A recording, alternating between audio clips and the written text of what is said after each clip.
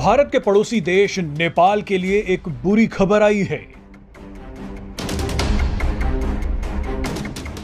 नेपाल के कई गोरखा सैनिक मारे गए हैं।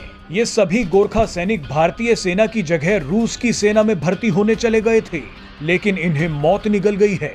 गोरखा सैनिकों को इतना लालच दिया गया कि उन्होंने भारत की सेना में न आकर रूस की तरफ से यूक्रेन के खिलाफ लड़ना शुरू कर दिया। इस टाइम पे इंडियन मीडिया नेपाल की आर्मी के बारे में बात ये कर रहा है, जैसे मैंने कुछ दिन पहले आपके साथ एक रिपोर्ट शेयर की थी जिसमें ये कहा था कि नेपाल की गवर्नमेंट ने ये बात की है, रशिया को ये बोला है कि आप अपने आर्मी के अंदर हमारे गोरखाओं को शामिल ना करें। ये बात की थी नेपाल की गवर्नमेंट की तरफ से। अब इस बात की कंफर्मेशन हमारे पास इंडिया से भी आ रही है। इंडियन गवर्नमेंट, इंडियन मीडिया ये बात कर रहा है कि नेपाल ने ये बोला है कि रशिया के अंदर जितने भी नेपाली आर्मी के बंदे मरे हैं उनके पैसे दो, साथ में हमारे गोरखाओं को अपनी आर्मी के अंदर शामिल ना करें। इंडियन मीडिया इसके ऊपर काफी वावेला मचा रहा है, क्योंकि गोरखा इंडिया में भी काम करते हैं, इंडियन आर्मी के अंदर भी काम करते हैं। तो ये कह रहे कि ऐसा ना हो कि कल अगर इंडियन आर्मी के अंदर भी कोई गोरखा मरे फिर नेपाल के लोग ये बोले कि भाई इंडियन आर्मी से गोरखाओं को निकाल दो। तो चलिए देखते हैं इस वीडियो को, फिर आपके साथ शेयर करते हैं।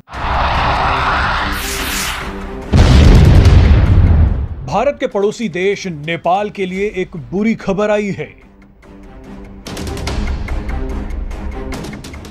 नेपाल के कई गोरखा सैनिक मारे गए हैं। ये सभी गोरखा सैनिक भारतीय सेना की जगह रूस की सेना में भर्ती होने चले गए थे, लेकिन इन्हें मौत निगल गई है। गोरखा सैनिकों को इतना लालच दिया गया कि उन्होंने भारत की सेना में न आकर रूस की तरफ से यूक्रेन के खिलाफ लड़ना शुरू कर दिया और मारे भी गए। हालत इतनी खराब है कि नेपाल की सरकार ने रूस से कहा है कि वो अपनी सेना में गोरखा सैनिकों को भर्ती ना करे। इस एक खबर ने नेपाल, भारत और रूस में हंगामा खड़ा कर दिया है। लेकिन आप ये जानकर हैरान हो जाएंगे कि नेपाल के साथ जो हादसा हुआ है उसके पीछे चीन है। इस वीडियो में आपको बताएंगे कि कैसे नेपाल की एक छोटी सी बेवकूफी ने उसके कई गोरखा सैनिकों को मरवा दिया है। भारतीय सेना पर विश्वास न करके नेपाल बड़ी कीमत चुका रहा है। दरअसल पिछले साल भारतीय सेना ने अग्निवीर योजना की शुरुआत की थी। इस योजना के मुताबिक सेना में 4 साल के लिए युवाओं की भर्ती होगी, उन्हें अग्निवीर बुलाया जाएगा। इस योजना के तहत भर्ती किए गए 25% युवाओं को भारतीय सेना में 4 साल के बाद आगे बढ़ने का मौका भी मिलेगा, जबकि बाकी अग्निवीरों को नौकरी छोड़नी होगी। नौकरी छोड़ने वाले अग्निवीरों को भी काफी पैसा मिलेगा। कई देशों में इस तरह की योजनाएं पहले से चल रही हैं।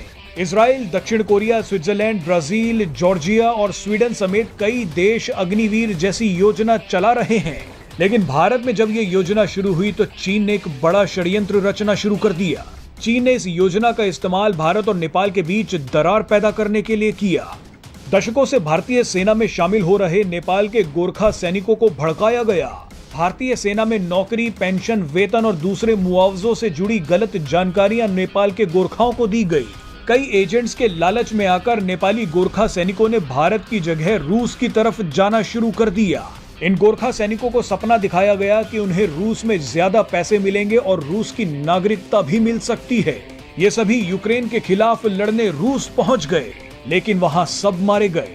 सरकारी आंकड़ों के मुताबिक नेपाल के 6 गोरखा सैनिक रूस में मारे जा चुके हैं, लेकिन कुछ एक्सपर्ट्स का दावा है कि ये संख्या ज्यादा है। नेपाल की सरकार ने मारे गए गोरखा सैनिकों के परिवार वालों के लिए जब रूस की सरकार से मुआवजा मांगा तो रूस ने मुआवजा देने से इनकार कर दिया।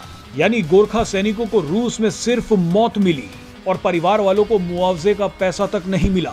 ये सभी भारतीय सेना में होते तो इन्हें कई फायदे मिलते, जान भी बची रहती, क्योंकि भारत रूस की तरह किसी देश से जंग नहीं लड़ रहा। बहरहाल नेपाल की सरकार ने रूस से कहा है कि वो अब गोरखा सैनिकों को भर्ती ना करे।